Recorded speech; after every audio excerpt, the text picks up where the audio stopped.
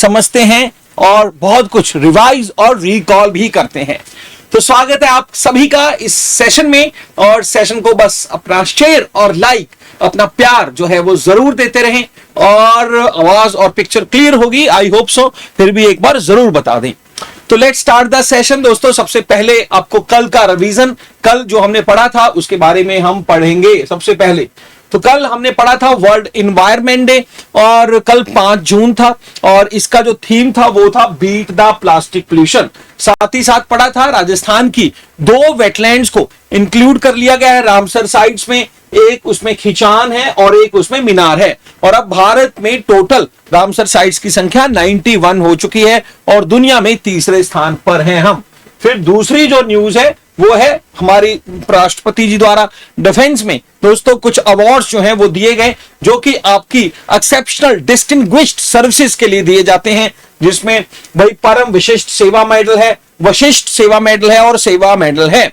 इनके किन किन को दिया गया वो इतना इंपॉर्टेंट नहीं है, बस ये मेडल्स किस पर्पस से और कौन प्रोवाइड करता है ये जरूर आपको पता हो। फिर 2047 में हमारी जो युवा हैं वो एक बेहतरीन एक बेहतरीन भविष्य की जो तरफ बढ़ सकें, इसलिए अमृत पीढ़ी नाम का प्रोग्राम सरकार ने लॉन्च किया है। अमृत पीढ़ी के तहत 2 बड़े इंपॉर्टेंट टारगेट हैं। 2030 का टारगेट 2030 की हमारी जो प्राइमरी एजुकेशन है दोस्तों, उसमें 100% जो है ग्रॉस इनरोलमेंट रेशो हो सके, जो कि प्री स्कूल टू सेकेंडरी मतलब कक्षा 1 से 12वीं तक। इसके अलावा gross enrolment ratio in higher education कि जितने बच्चे स्कूल में लगे हैं कम से कम उसका 50% हायर एजुकेशन तक जरूर पहुंचे, उसका टारगेट हमने 2035 रख लिया है। ये दोनों टारगेट आपको याद रखने हैं।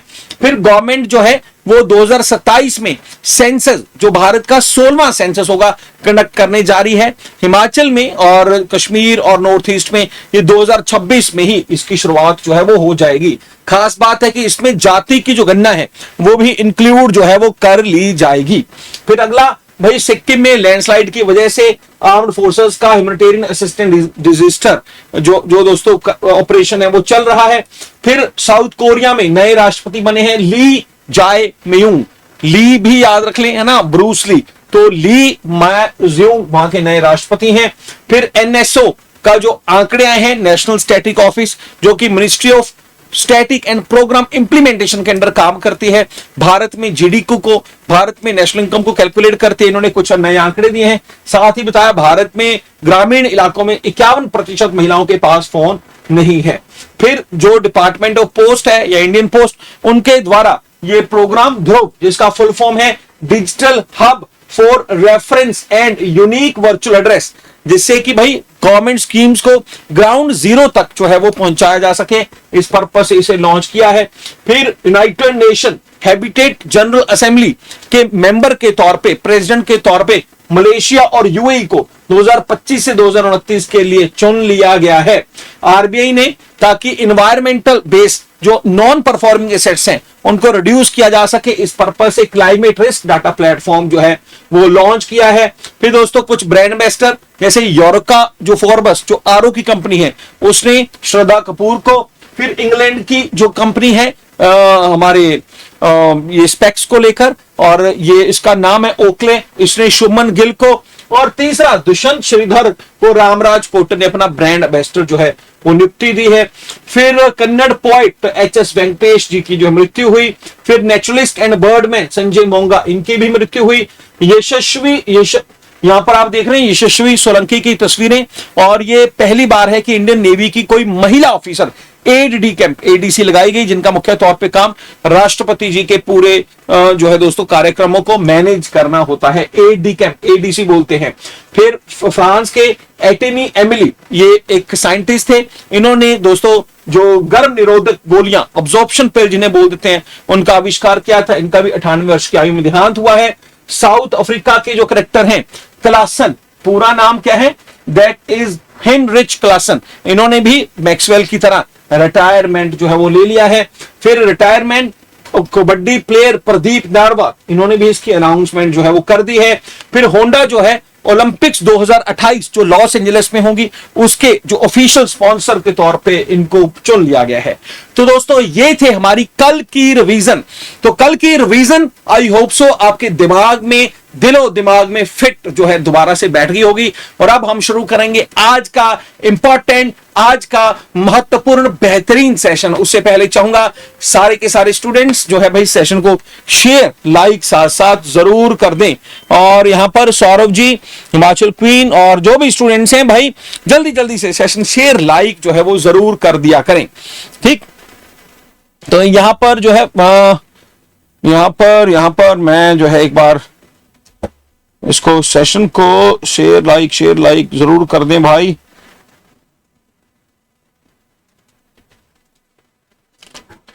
हाँ जी, तो शुरू करते हैं आज का सेशन, आज के दिन का। तो दोस्तों आज की जो सबसे पहली जो न्यूज है वो रिजर्व बैंक ऑफ इंडिया से है। वैसे तो कल जो हमारी इंपॉर्टेंट न्यूज होगी ना कल के दिन की, वो भी यहीं से ही जुड़ी होगी रिजर्व बैंक ऑफ इंडिया से, क्योंकि आज रिजर्व बैंक ऑफ इंडिया की मॉनेटरी पॉलिसी कमेटी का रिव्यू होने वाला है और बहुत ज्यादा उम्मीद है कि रेपो रेट और रिड्यूस किया जाएगा। लेकिन आज ये न्यूज नहीं है, कल पढ़ेंगे। आज की न्यूज ये है, सरकार चाहती है, आरबीआई चाहती है कि यार जो रिजर्व बैंक ऑफ इंडिया से जुड़ी रिपोर्ट्स हैं, किताबें हैं, जो बैंकिंग को लेकर है, फाइनेंस को लेकर है या फिर इकोनॉमिक्स को लेकर है, उनका हिंदी में अनुवाद, उनका हिंदी में ट्रांसलेशन जो है किया जा सके। इसको लेकर इन्होंने scheme for writing books originally in Hindi वो लॉन्च किया है। और इसको लेकर इन्होंने कहा है कि भाई जो भी वर्किंग प्रोफेसर्स हैं यूनिवर्सिटीज में, कॉलेजेस में या फिर असिस्टेंट प्रोफेसर्स हैं, उन सभी को भाई अगर वो ऐसा करते हैं, इस थीम के ऊपर हिंदी में करेक्ट अनुवाद ट्रांसलेट कर पाते हैं, तो हम आपको 1.25 लाख, भाई इतना बड़ा प्राइज, हम तो छोटे ही प्राइज देते हैं भाई। कल वैसे जो है प्राइज कोई नहीं जीत पाया था, लेकिन कल मेरे मैराथन सेशन में एक प्राइज जरूर मिल गया था। किसको मिला था मुझे नाम याद नहीं है उनका। तो भाई ये जो है 1.25 लाख का प्राइज है वो दिया जाएगा, ताकि ओरिजिनल राइटिंग जो हिंदी में है उसको लोगों को उसके लिए इनकरेज किया जा सके। एक्स्ट्रा इंफॉर्मेशन में क्या है? एक्स्ट्रा इंफॉर्मेशन में है आरबीआई का गवर्नर संजय मल्होत्रा है।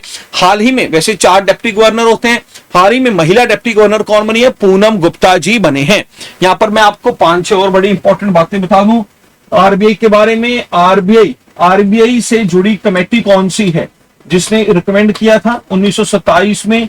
Young and Hilton committee. पहली इंपॉर्टेंट चीज याद रखें, इसके लिए एक्ट कौन सा पास हुआ? वो हुआ आरबीआई एक्ट 1935। फिर दोस्तों माफ करना, आरबीआई एक्ट 1934 जो है पास हुआ और फिर 1 अप्रैल 1935 में इसकी शुरुआत हो गई थी। पहला जो इसका गवर्नर था वो था अंग्रेज ऑसबॉर्न स्मिथ, और फिर इसका जो पहला इंडियन गवर्नर था ओवरऑल थर्ड, उसका नाम था सीडी देशमुख। देश की आजादी हुई तो भाई 1 जनवरी 1949 को गवर्नमेंट ने इसको सरकारी कर दिया, नेशनलाइज कर दिया under BR banking regulation act 1949 के तहत इसको जो है नेशनलाइज कर दिया था। तो ये याद रखना है। फिर 1969 में और 1980 में आरबीआई द्वारा जो है ये भारत के लगभग सभी बैंकों को नेशनलाइज्ड कर दिया था।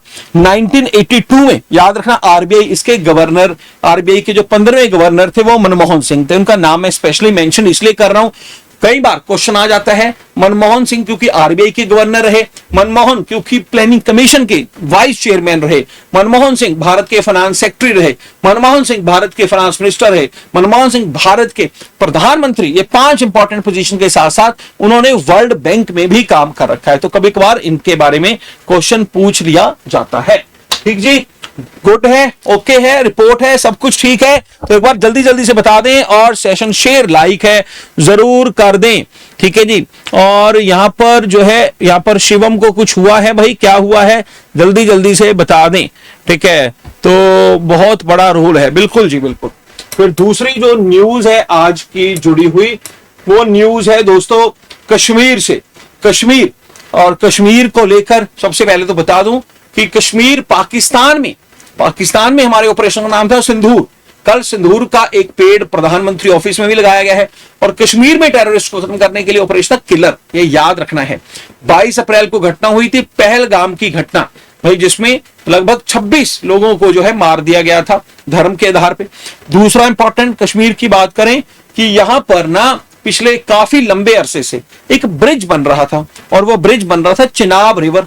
आपको भी पता है ना, चिनाब है, फिर झेलम है, इंडस है, ये सारे इनको हम बोलते हैं वेस्टर्न रिवर्स। और इंडिया की तरफ मतलब ईस्टर्न रिवर किसे बोलते हैं? सतलुज, ब्यास और रावी को।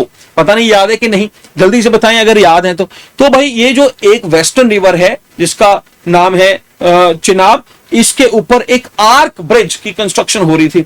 आर्क मतलब जैसे हम बोलते हैं ना, प्रकार बोलते हैं जिसे हम, तो भाई ये आर्क जो ब्रिज है, यहां पर आप तस्वीरें भी देख सकते हैं, झेलम नदी के ऊपर, माफ करना, चिनाब नदी के ऊपर जो है इसको बनाया गया। और इसका कल इनॉग्रेशन जो है वो प्रधानमंत्री जी ने कर दिया। ठीक है, तो इसमें थोड़ा पढ़ लेते हैं। और दोस्तों at a part of it, ये जो ब्रिज बनाया गया है भाई, जो चिनाब ब्रिज कह लें या चिनाब रिवर के ऊपर ब्रिज, इसका जो रेल लिंक है वो है उधमपुर से श्रीनगर बारामूला, उधमपुर श्रीनगर बारामूला रेल लिंक। और ये पूरी तरह से फुल्ली इलेक्ट्रीफाइड सेक्शन है। Electrified, fully electrified.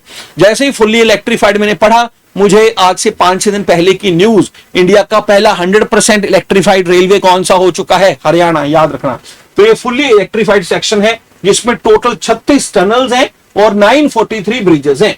अब ये जो चिनाब ब्रिज इस रेल लिंक के ऊपर आ रहा है, ये दुनिया का हाईएस्ट रेलवे आर्क ब्रिज है और इंडिया का पहला केबल स्टेयर्ड रेल ब्रिज है, मतलब जो केबल्स की सहायता से बनाया गया है। देखिए केबल को लेकर आपको याद होगा, मुंबई में हमने वो लिंक तो बना रखा है, उसका नाम क्या है यार मुंबई के लिंक का? मुंबई लिंक का नाम याद है किसी को? The cable link in Mumbai, उसको क्या बोलते हैं यार? बांद्रा वर्ली सी लिंक बोलते हैं उसको, क्योंकि वो बांद्रा से वर्ली को जो है मिलाता है। ठीक है, और ये जो है फर्स्ट रेलवे से जुड़ा हुआ पहला केबल स्टेट रेल ब्रिज है। इसको अंजी खड ब्रिज भी बोलते हैं। अंडरलाइन कर रहा हूं, बहुत इंपॉर्टेंट है, Anji Khad bridge which are the part of Udhampur Srinagar Baramulla rail link. और इसका इनॉग्रेशन किया, साथ ही साथ प्रधानमंत्री गए थे, तो इन्होंने 2 वंदे भारत एक्सप्रेस, एक माता वैष्णो देवी से श्रीनगर तक और दूसरी श्रीनगर से कटरा तक जो है वो चलेगी। तो ये सारे प्रोग्राम्स का जो है इनॉग्रेशन करने कल प्रधानमंत्री जी गए हुए थे। और ये बहुत इंपॉर्टेंट है, ये रेल आर्क ब्रिज किस रिवर के ऊपर है, कौन सा जो रेलवे लिंक इससे जुड़ा हुआ है, उसमें कितनी टनल्स हैं, इलेक्ट्रीफाइड है कि नहीं है, किसी के बारे में कुछ भी पूछा जा सकता है, तो याद रखें। और आपको पता है, मैं तो ऑलरेडी आपको दोस्तों ऊपर से लेके नीचे तक हर एक एग्जाम, यहां पर जैसे मान लीजिए कोई भी स्टेट सिविल सर्विस का एग्जाम हो, चाहे कोई भी हमारा क्लेरिकल एग्जाम हो, एसएससी का, बैंक का, सभी को इंक्लूड करने की इसमें मैं कोशिश करता हूं। तो ये सारे पॉइंट ध्यान से जरूर देखते रहें। हाँ जी, ठीक है, तो शायद हाँ जी, ये जो है इनॉग्रेशन जो है आज होने वाला है। ठीक है, तो इनॉग्रेट, माफ कीजिए, टू इनॉग्रेट मतलब आज होगा, माफ कीजिए, मुझे लगा कल हो चुका है। ठीक है, इसमें मैं माफी चाहूंगा। चलिए फिर जो है नेक्स्ट यहां पर चिनाब रिवर के बारे में थोड़ा सा जान लेते हैं। चिनाब रिवर जिसका ओरिजिन होता है हिमाचल प्रदेश के टांडी से, भाई जहां पर चंद्रा और भागा रिवर जो है वो मिलते हैं। ये फिर नॉर्थ वेस्ट की तरफ फ्लो होता है हिमाचल प्रदेश और फिर जम्मू और कश्मीर और फिर पाकिस्तान में एंट्री कर लेता है। इसकी मेजर ट्रिब्यूटरीज हैं मरशुदार, झेलम एंड सोहन रिवर। और ये दोस्तों मर्ज हो जाता है सतलुज रिवर के साथ पाकिस्तान में जाकर, और लेटर जो है ये इंडस, जो सिंधु जिसे बोलते हैं, उसमें है। ये बहुत इंपॉर्टेंट है दोस्तों, पूरी की पूरी जो चिनाब वैली है खासतौर पे पाकिस्तान की तरफ, वहां पर एग्रीकल्चर पर्पज से और इकोलॉजिकल डायवर्सिटी और एक्वेटिक लाइफ को ये सस्टेन करके रखता है। कई सारे हाइड्रो इलेक्ट्रिक प्रोजेक्ट्स इसके ऊपर है, उसको लेकर कई विवाद भी हैं, लेकिन भाई अभी फिलहाल तो इसकी जो इंपॉर्टेंस है दोस्तों, इस दुनिया के सबसे बड़े रेलवे आर्क ब्रिज की वजह से बनी हुई है, जो आर्किटेक्चर का एक अजब गजब जो है वो नमूना भारतीय रेलवे ने करके दिखाया है। एक तो मुझे ये जल्दी से ये बता दो, हाल ही में जो कोंकण रेलवे जो है वो भारतीय रेलवे के साथ मर्ज हुई थी, तो कोंकण रेलवे के लिए कौन कौन से भारतीय राज्यों की अप्रूवल केंद्र सरकार ने ली थी, पहला इंपॉर्टेंट क्वेश्चन है, आपको बताना है। फिर वैसे भारतीय रेलवे, ये तो आपको याद ही होगा, 1853 में शुरू हुई थी। उस समय लॉर्ड डलहौजी भारत का गवर्नर जनरल हुआ करता था। पहली ट्रेन मुंबई टू थाने। दूसरा इंपॉर्टेंट फैक्ट बता दूं, भारत में रेलवे का जो बजट है वो यूनियन बजट से, ये भी अंग्रेजों द्वारा ही 1924 में अलग कर दिया गया था। और 1924 में जो है भाई कौन सी कमेटी की रिकमेंडेशंस पर, ये तो यार मैं भूल गया, मैं अभी कुछ ही सेकंड्स में याद करके बताऊंगा। लेकिन बाद में अभी 2017 में आके नरेंद्र मोदी सरकार ने रेलवे बजट को यूनियन बजट में ही मर्ज कर दिया था। तो जो है 1924 में कौन सी कमेटी ने किया था, यार ये पहले ये देखता हूं, फिर वो मर्ज वाली बात बताऊंगा आपको। ये था कमेटी, यार नाम भूल गया मैं। हाँ जी, which committee separate the railway budget, ठीक है, which committee separate the railway budget, इसका नाम था भाई अकवर्थ कमेटी। हाँ जी, ठीक है, अकवर्थ जो कमेटी है इसने सेपरेट किया था, याद रख लें। और अभी जैसे मैंने यंग एंड हिल्टन वो आरबीआई की बताई थी, और फिर 2017 में अर्ज हो गया। और वो जो मैं राज्य बता रहा था जिसने अप्रूवल दे दिया है, उसमें कर्नाटका है, महाराष्ट्र है, कर्नाटका, महाराष्ट्र, गोवा और केरला, इनके द्वारा अप्रूवल दे दिया गया। जिसके बाद कोंकण रेलवे भारतीय रेलवे में मर्ज हो चुकी है। ठीक है जी, ये सारे याद रखने हैं। और आइकॉनिक हैदराबाद को सुभाष चंद्र बोस आपदा प्रबंधन पुरस्कार, हाँ जी, तो भाई बबली ठाकुर ये पुराना है, और ये एनआईओटी को मिला है। जो इस बार का जो 2025 का जो आपदा पुरस्कार है, national institute of ocean technology जो चेन्नई में बेस्ड है, उसको मिला था, अगर आपको याद हो, आप भूल गए हो। और ये आपदा प्रबंधन पुरस्कार सुभाष चंद्र बोस जी के नाम से है। 23 जनवरी को उनका बर्थडे होता है और हम पराक्रम दिवस सेलिब्रेट करते हैं। याद आया कि नहीं आया? हाँ जी, सारे जल्दी जल्दी से मुझे आप बता दें, और मैं अब बढ़ूंगा अपनी अगली न्यूज की तरफ। और दोस्तों, अगली न्यूज से पहले बता दूं, अभी लास्ट ईयर जो है प्रधानमंत्री जी ने एक एनवायरमेंट डे के दिन एक थीम, एक इवेंट जो है वो लॉन्च किया था, जिसका नाम था एक पेड़ मां के नाम। कल इसका दूसरा वर्जन एक पेड़ मां के नाम 2.0 जो है वो लॉन्च दोस्तों किया गया, जिसका पर्पस था भारत में ज्यादा से ज्यादा प्लांटेशन लगाकर हमारा या दुनिया का जो टारगेट है 2070 का, 2070 का, कि उसे हमें कार्बन न्यूट्रल करना, उसको अचीव किया जा सके। तो he also highlighted importance of the trees for the survival of every living things. यहां पर बता दूं 400 मिलियन टन जो प्लास्टिक है वो मैन्युफैक्चर हो रहा है हर साल, और जिसमें सिर्फ 10% ही रिसाइकल हो रहा है। अब यहां पर मुझे बताओ कि भाई उस इकोनॉमी को क्या बोलते हैं जहां पर हम रीयूज करते हैं, हम चीजों का रिसाइकल करते हैं। तो भाई वहां पर जिसे हमें रॉ मटेरियल की कम जरूरत पड़ेगी, हमारे यहां पर वेस्टेज जो है कम होगा, अगर हम रीयूज रिसाइकल कर सकेंगे। जल्दी से बताएं उस तरह की इकोनॉमी को क्या कहा जाता है। और कुछ दिन पहले आपको बताया था बैटरीज का भी आधार कार्ड, अब बैटरी आधार समिट हुई थी दिल्ली में, और उसका भी पर्पस ये था कि नई बैटरीज बनाने की बजाय पुरानी को ही रिसाइकल रीयूज करें, और उसको कहते हैं सर्कुलर इकोनॉमी। हाँ जी, रिसाइकल रीयूज, वेरी गुड, ठीक है, और इसको सर्कुलर इकोनॉमी बोलते हैं भाई। और इंडिया उसमें तीसरे स्थान पर है आफ्टर यूएसए एंड चाइना।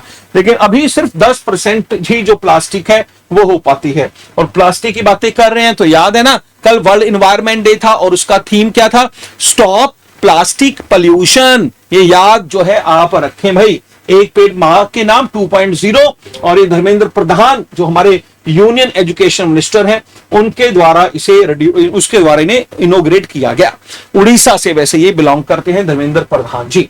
ठीक, फिर चलते हैं हमारी अगली न्यूज पर। अगली न्यूज जो है वो है international institute of administrative sciences.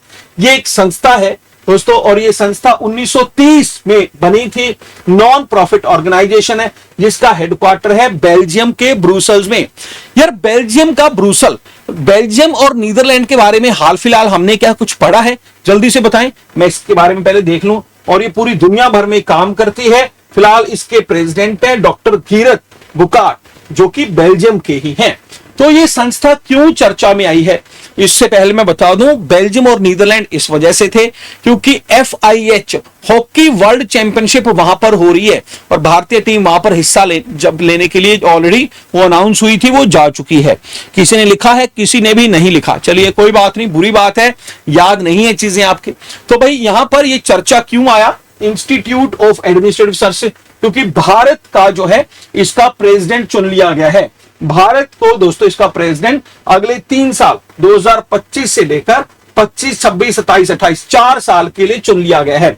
तो ब्रुसेल्स में मीटिंग हुई थी और वहां पर जो इसके मेंबर कंट्रीज थे उन्होंने वोटिंग की। तो हमने ऑस्ट्रिया, ये वही ऑस्ट्रिया है भाई जो ऑस्ट्रेलिया नहीं है, ये यूरोपियन कंट्री ऑस्ट्रिया, तो भाई उसको हरा दिया और भारत ने कहा कि इसकी प्रेसिडेंसी अगर मिली है, भारत जो ग्लोबल नॉर्थ और ग्लोबल साउथ है उनके बीच का जो डिफरेंस है उसको कम करने की पूरी तरह से कोशिश करेगा।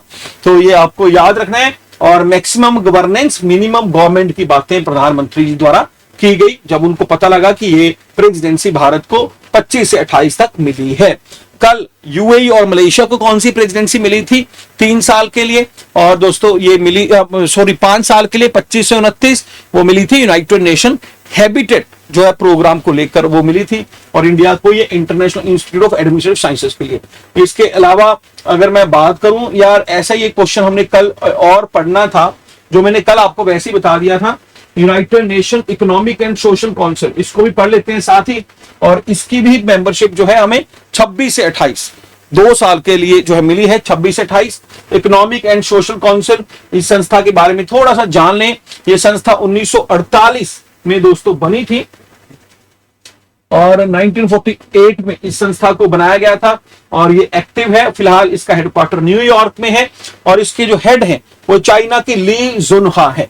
ये वही संस्था है United nation economic and social council जिन्होंने 2015 में 2015 में 17 सस्टेनेबल डेवलपमेंट गोल्स का लक्ष्य रखा था, जिन्हें हम 2023 तक जो है वो पूरा कर पाएंगे। आपको याद है ना, सस्टेनेबल डेवलपमेंट गोल्स का लक्ष्य भारत की एक शहर की म्युनिसिपल कॉर्पोरेशन ने भी रखा हुआ है।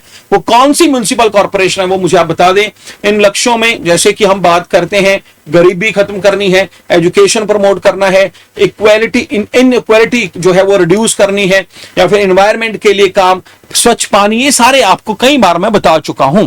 और उस स्टेट का, उस जो है सिटी का नाम क्या है, और यहां पर इंदौर थोड़ा सा पहुंच गए हो, आंसर इसका भोपाल है। इंदौर तो सबसे स्वच्छ शहर है, वो वहां का गया, लेकिन भोपाल जहां पर सस्टेनेबल डेवलपमेंट गोल्स को लेकर लक्ष्य रखे गए हैं। और दोस्तों इन्होंने, भोपाल ने एक ग्रीन बॉन्ड भी इशू कर रखा है। ग्रीन बॉन्ड का मतलब है कि जिसमें लोग निवेश करते हैं और दोस्तों वो पैसा एनवायरनमेंट के पर्पस से ही वो लगाया जाता है, ये आप याद रखें। तो भाई भारत को जो है इसका मेंबर जो है बना लिया गया है, ठीक है। किसका member? United nation economic and social council, और कितने साल के लिए? 2 साल के लिए, 26 से लेकर 28 के लिए ये मेंबर भारत इसका बन चुका है, ठीक है। फिर उसके बाद ऐसा ही एक और क्वेश्चन पढ़ेंगे और वो क्वेश्चन है दोस्तों नहीं, वैसे तो 2 ही क्वेश्चन थे। फिर आगे हम बढ़ते हैं एक इंटरनेशनल न्यूज, और इंटरनेशनल न्यूज है कि माल न्यूट्रिशन, दोस्तों एक सोकोट्रा आइलैंड है, और यहां पर मैं बता दूं ये जो सोकोट्रा आइलैंड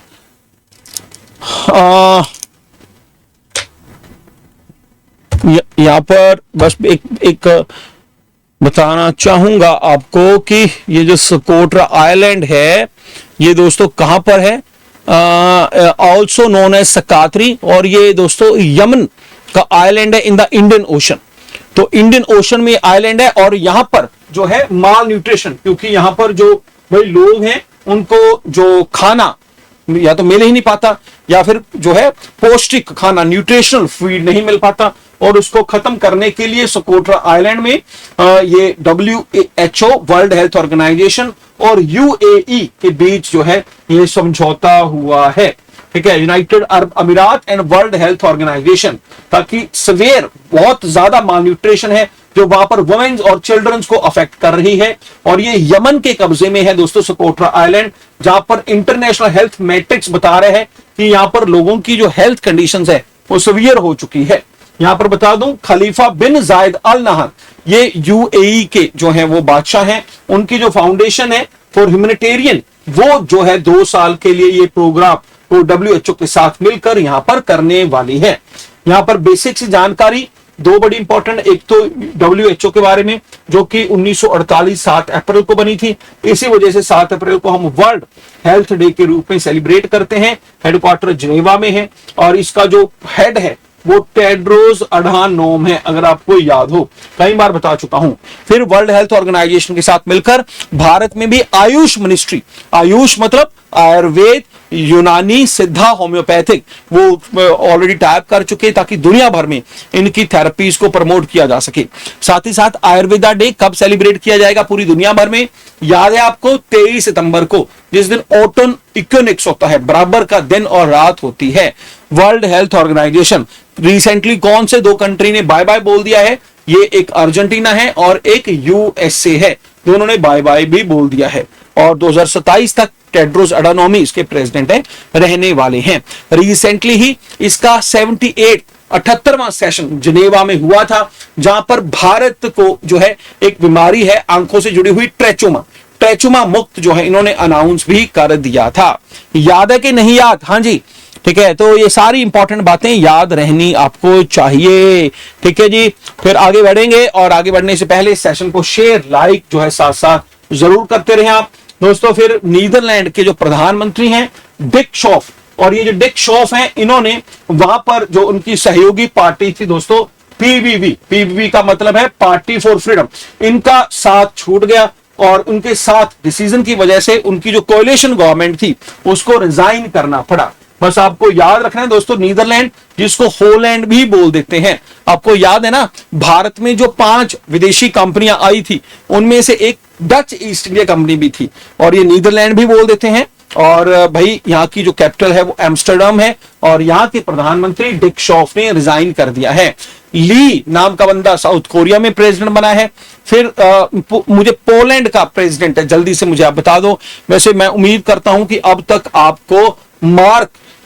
आपको फ्रेडरिच मर्ज या फिर दोस्तों मार्क कार्ने, अनीता आनंद, काश पटेल, ठीक है, और एंथोनी एल्बनीज, इन सबके नाम तो यार याद हो ही गए होंगे, क्या ही रिपीट करूं मैं।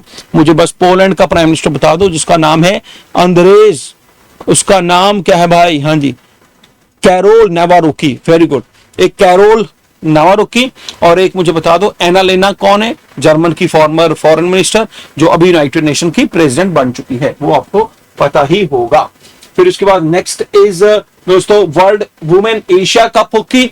वैसे मेंस एशिया कप हॉकी तो मैं कई बार बता चुका हूं इस साल कहां पर, बिहार के राजगीर में होने वाला है, लेकिन वुमेन्स का एशिया कप है ये चाइना में होगा दोस्तों। और इसको लेकर भारत का पहला जो मैच है वो थाईलैंड के साथ होने वाला है। और ये दोस्तों ये जो टूर्नामेंट है ये चाइना के हैंगजाऊ शहर, हैंगजाऊ नाम तो सुना हुआ है क्योंकि यहां पर तो 2022 में ना एशियन गेम्स हुई थी दोस्तों। एशियन गेम्स आपको याद है, एशियन गेम्स 26 में कहां पर होंगी? 26 में एशियन गेम्स होंगी J4 जापान में। 30 में कहां पर होंगी? ये 30 में होंगी दोस्तों कतर में, दोहा। और 34 में कहां होंगी? रियाद कहां पर? सऊदी अरेबिया में। तो ये हैंगजाऊ में होने वाला है और 5 से लेकर 14 सितंबर के बीच। और इंडिया का जो पहला जो मैच होगा वो थाईलैंड के साथ होगा 5 सितंबर को। देखिए सितंबर के मतलब 3 महीने पहले ही हमने आपको बता दिया है, ठीक है, तो याद रखें 3 महीने तक तो इतनी बार रेपिटेशन हो जाएगी।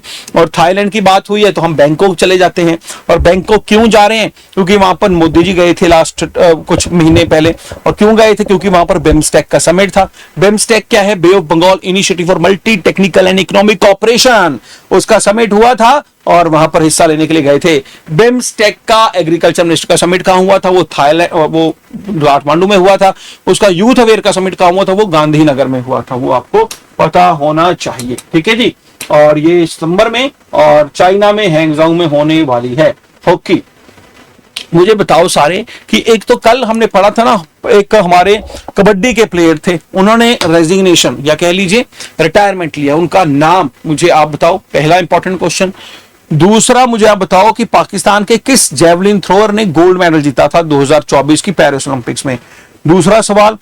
और तीसरा जो है मुझे बताओ कि नीरज चोपड़ा को जो लेफ्टिनेंट कर्नल की उपाधि मिली वो किसके द्वारा दी गई है? 3 प्रश्नों के उत्तर लेट्स सी कोई दे पाता कि नहीं। पहला जो प्रश्न था वो हमारी रिटायरमेंट ली है प्रदीप नारवाल ने, वेरी गुड उज्जवल ठाकुर। दूसरा जो है वो अरशद नदीम जिन्होंने गोल्ड मेडल जीता था, पाकिस्तान के प्लेयर। और तीसरा प्रश्न वो भी बताओ भाई, टेरिटोरियल आर्मी में जो लेफ्टिनेंट कर्नल की जो है वो रैंक है दे दी गई है नीरज चोपड़ा को, जो कि रिसेंटली ऑडी का ब्रांड एम्बेसडर बना था। फिर यहां पर मुझे ये बताओ कि शुभमन गिल कौन से आईवीआर का ब्रांड एम्बेसडर बना है? कल ही बताया था आपको, आज क्लास की रिवीजन में भी बताया था। और श्रद्धा कपूर तो जो है वो बनी है यूरेका फॉर्ब्स की, और शुभमन गिल कौन सी कंपनी का बना है ब्रांड एम्बेसडर? ठीक है, दैट इज नो ऑडी नहीं भाई, ऑडी का नीरज चोपड़ा है। दैट इज ऑक्ट्रील। जल्दी से उज्जवल थोड़ा सा कर दो। Shubman Gill become the brand ambassador of which eye brand? थोड़ा सा मिलता जुलता है बस। ओक्ले, हाँ जी उसका नाम है ओक्ले, OAKLE। ठीक है जी। फिर चलते हैं यहां पर, यार कुछ मुश्किल से क्वेश्चन पूछ लें, ठीक है? प्राइज वाले क्वेश्चन तो नहीं, वैसे ही पूछूंगा। मुझे बताओ कि ये शहर कहां पर है और ये क्यों चर्चा में था, और ये शहर कहां पर है और ये क्यों चर्चा में है। चलिए, दोनों प्रश्नों के जो सही उत्तर देगा 20 सेकंड दे रहा हूं, उसको 100 रुपीज का प्राइज मिलना है, ठीक है? तो यहां पर कौन सा इंपॉर्टेंट टूर्नामेंट हुआ है रिसेंटली? तो आपका टाइम स्टार्ट हो चुका है भाई। 1 1 1 2 2 2 3 3 3 4 4 4 5 5 5 6 6 6 7। क्या हुआ था सौरभ यहां पर? 7 7 8। Very good. कुहल में शूटिंग गलत हो गया, एनिमेशन पीके। 9 9 9 10 10 10 11 11 11 12। भाई ये सिर्फ क्या हुआ क्या था यहाँ पर, सिर्फ देश नहीं बताना। 11 11 11 12 12 12 13 13 13 13 14। हाँ जी, फिर 15 15 15 16 16 16 17 6 17 17 18। देवाशीष दोनों बताओ भाई, क्या शूटिंग और कहां पर? 18 19। नो यार, नहीं हो सका। फिर ग्यूमी, दोस्तों ग्यूमी है साउथ कोरिया में, और भाई आपको याद होगा यहां पर तो एशियन एथलेटिक चैंपियनशिप है, उसका आयोजन किया था, इसमें भारत टोटल 24 मेडल जीत कर आया है। Asian athletic championship, Gurvir Singh, आप भूल गए सबके नाम। और कुहल जो है यहां पर ISSF का शूटिंग वर्ल्ड कप हुआ था, जूनियर शूटिंग वर्ल्ड कप, ये जर्मनी में है। चलिए कोई बात नहीं, ये आपका स्किप हो गया, तो लेकिन आगे अभी कुछ और भी क्वेश्चन पूछने वाला हूं। वैसे 2028 का ओलंपिक्स का स्पॉन्सर कल पढ़ा था, वो कौन हो चुका है? वो होंडा हो चुका है। होंडा को ऑटोमोबाइल क्षेत्र में इंक्लूड कर लिया गया है। फिर नेक्स्ट क्वेश्चन इज अबाउट, ये पढ़ चुके हैं, इकोनॉमिक एंड सोशल काउंसिल 2 साल के लिए भारत को चुन लिया है, 26 से लेकर 28। और दूसरा international institute of administrative science में, वहां पर भारत को जो है 25 से 28 तक के लिए जो है वो चुन लिया है 3 साल के लिए। फिर ये डोनाल्ड ट्रंप, और जैसे यार हमारे ना शादियों में होते हैं ना, फूफा जी होते हैं, मुंह चढ़ा के रखते हैं हर टाइम, है ना? उनको उनका काम ही क्या है? मुंह चढ़ाना ही है, और जो है हर बात पे उनको कलेश करना है सिर्फ। और ये मुझे लगता है पूरी दुनिया का फूफा बन के बैठा हुआ है बंदा। अब ये फूफा जी कल क्या बोल रहे हैं, मैं आज के बाद जब भी इनकी बात करूंगा ना, फूफा जी ही इनको बोलूंगा। और ये जो है कह रहे हैं कि भाई 12 कंट्रीज हैं, मतलब सीधे मुंह तो बात करनी नहीं है ना, कि खाना नहीं मिला, मिल गया तो उसमें जो है भाई नमक नहीं था, सब कुछ ठीक है तो मुझे किसी ने अटेंड नहीं किया, ठीक, कुछ ना कुछ इनको जो है पूरी शादी में उनको लड़ना होता है, कुछ ना कुछ उनको इंपॉर्टेंट चाहिए होते है। इस बंदे को भी ऐसा ही कुछ है, इसको प्रॉब्लम है, मुझे लगता है इसको दिखाना चाहिए डॉक्टर को। तो ये बंदा अब कहता है कि 12 कंट्रीज को मैं आने नहीं दूंगा उनको, और उनकी वजह से हमारे देश में लोगों को नेशनल सिक्योरिटी का थ्रेट है। और वो कंट्री कौन कौन से हैं, फूफा जी ने कौन कौन से नाम दे दिए? ये अफगानिस्तान है, म्यांमार है, Republic of Congo, Equatorial Guinea, Eritrea, हाइती, Iran, Libya, Somalia, Sudan, Yemen. इसके अलावा 7 और कंट्रीज जिनके ऊपर वीजा को लेकर कुछ रिस्ट्रिक्शंस हैं, वो लगा दी हैं फूफा जी ने। तो ये जो है भाई 5 मंथ, मतलब अभी तो 5वां महीना चल रहा है, और इससे पहले भी कई शादियों में आके इन्होंने जो है मुंह चढ़ाया है। और मुंह चढ़ा के इन्होंने क्या क्या बोला है? ये बोला है कि हम वर्ल्ड हेल्थ ऑर्गेनाइजेशन से बाहर चले जाएंगे, हम गल्फ ऑफ मैक्सिको को गल्फ ऑफ अमेरिका कहेंगे 9 फरवरी से, हम इंग्लिश को ऑफिशियल लैंग्वेज और घोषित कर देंगे, जो यहाँ पर इलीगल माइग्रेंट्स हैं उनके बच्चों को हम यहाँ की सिटीजनशिप नहीं देंगे। इसके अलावा भाई वो कुछ ना कुछ बोलते रहते हैं यार। फिर इन्होंने एक गोल्डन वीजा लॉन्च किया था, अगर आपके पास 45 करोड़ है, अमेरिका आ जाओ और हमसे सिटीजनशिप ले जाओ। तो कुछ ना कुछ बोलते रहते हैं, पता नहीं लगता है इनके बारे में, ठीक है? तो यहाँ पर जो है बिल्कुल जी बिल्कुल, ये पागल ही महापागल हो गया मुझे लगता है।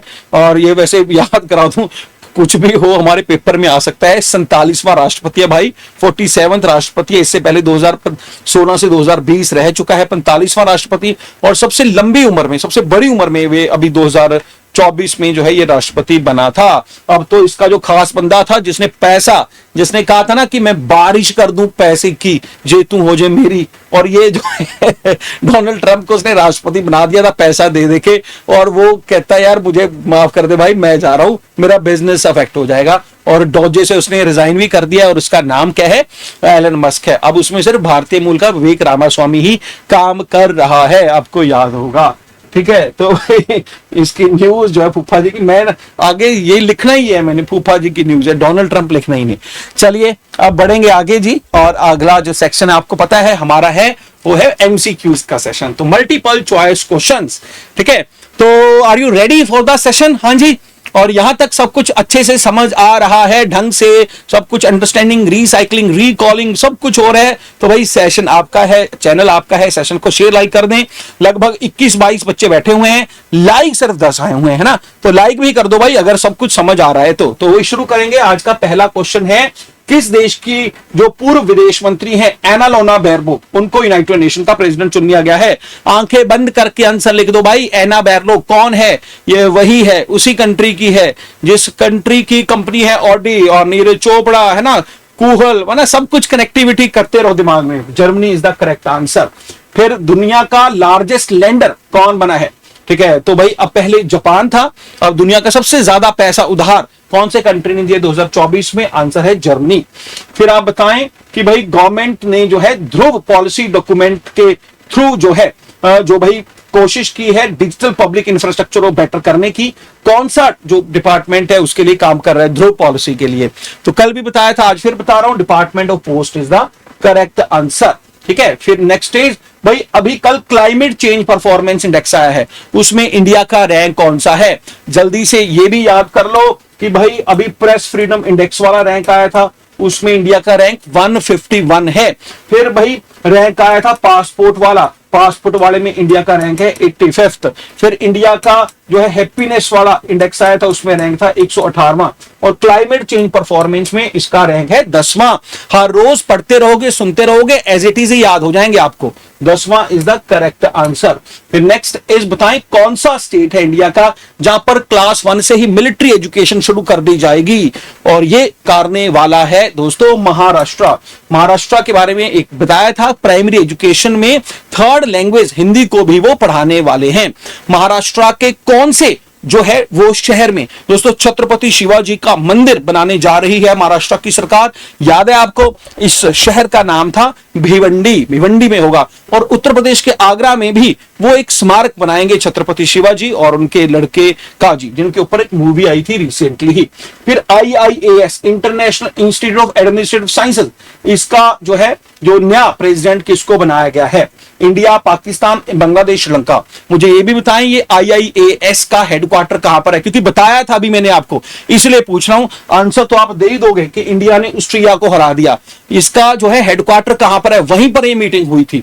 और साथ ही साथ आप मुझे बताएंगे कि भाई हमने कल नैरोबी कीनिया की बात की थी, नैरोबी कीनिया क्यों की थी बात, ठीक है, वहां पर किसका जो है मीटिंग के बाद जो है किसको क्या बनाया गया? तो सबसे पहले इसका जो उत्तर है वो है बेल्जियम। और कल हमने जो बात की थी जिसमें UAE और मलेशिया को यूनाइटेड नेशन हैबिटेट प्रोग्राम का जो हेड बनाया गया है, तो उसका हेडक्वार्टर जो है वो नैरोबी कीनिया में था, अगर आपको याद हो तो। फिर next question is national agriculture renewable energy summit, ये कहां पर आयोजन की गई? भोपाल, गुड़गांव, नोएडा या दिल्ली? तो यहां पर एग्रीकल्चर रिन्यूएबल एनर्जी समिट, यहां पर एग्रीकल्चर मिनिस्टर पता ना आपको हमारे कौन है? वो हैं शिवराज सिंह चौहान साहब। तो Shivraj Singh agriculture and farmer welfare, जिन्हें हम मामा जी भी बोलते हैं। और ये समिट हुई कहां पर? न्यू दिल्ली में। तो दिल्ली में और क्या क्या हुआ याद है आपको? अभी 5-6 दिन पहले पढ़ा, वर्ल्ड एयर ट्रांसपोर्ट समिट, ये दिल्ली में हुई थी भारत मंडपम में, जो कि आइटा द्वारा आयोजित थी। वर्ल्ड एयर ट्रांसपोर्ट समिट याद रखें। फिर दिल्ली में अभी कुछ हफ्ते पहले हुई थी रायसीना जो है डायलॉग, वो भी दिल्ली में हुआ, जिसमें मुख्य मेहमान कौन था? न्यूजीलैंड का प्रधानमंत्री क्रिस्टोफर लक्सन था।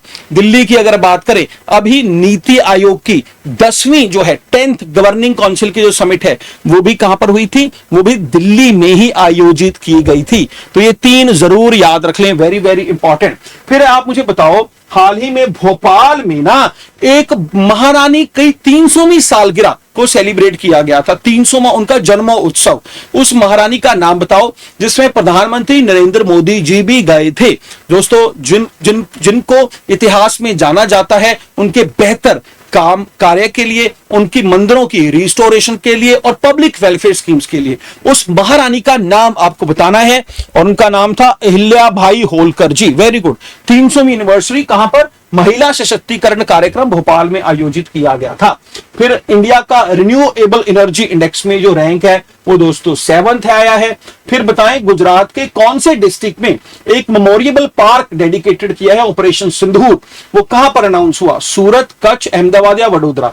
यार, जब मैं सुबह आपके लिए बना रहा था ना, यहां पर मैं मोदी जी से थोड़ा नाराज हो गया कि भाई ये जो सिंदूर नाम का जो ऑपरेशन है, ये जो ऑपरेशन सिंदूर का जो पार्क है, भाई लड़ाई लगी कहां पर? जम्मू कश्मीर में, लड़ाई लगी पंजाब में, आज पार्क आप गुजरात में बना रहे हो। यार, गुजरात के कच्छ डिस्ट्रिक्ट में बना रहे हो, तो भाई पार्क भी पंजाब या जम्मू कश्मीर में बनना चाहिए। मोदी जी इतनी कृपा करें। वैसे कल सिंदूर का एक पेड़ उन्होंने प्रधानमंत्री कार्यालय, प्रधानमंत्री ऑफिस में भी जो है वो लगाया है, तो ये याद रखें। वैसे कल जो है ना काफी चर्चा में रहा कि भारत ऑपरेशन सिंदूर करके पाकिस्तान के आतंकी ठिकानों को हर रहा था।